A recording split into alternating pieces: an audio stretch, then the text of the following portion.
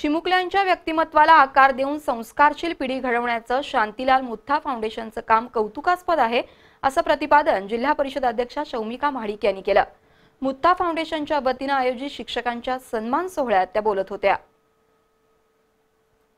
विद्यार्थ्यांमध्ये राज्यघटनेची मूल्य रुजवण्याबरोबरच संस्कारशील पिढी घडवण्यासाठी शांतीलाल मुथा फाउंडेशनच्या वतीने शिक्षक प्रशिक्षण मोहीम सुरू करण्यात आली आहे।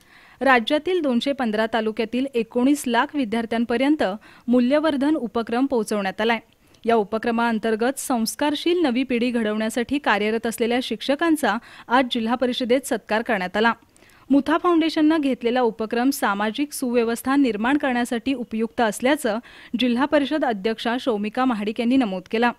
आर्थिक श्रीमंतीपेक्षाही आनंदी जीवन महत्त्वाचं असल्याचंही त्यांनी नमूद केलं।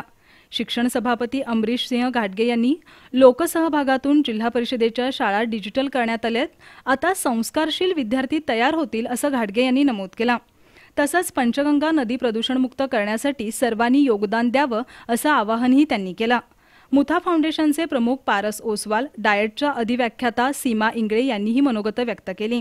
या प्रसंगी मुख्य कार्यकारी अधिकारी अमन मित्तल, प्राथमिक शिक्षणाधिकारी आशा उबाळे, नगरसेवक संजय मोहिते, डॉक्टर शीतल पाटील, अनिकेत कदम यांच्यासह शिक्षक उपस्थित होते।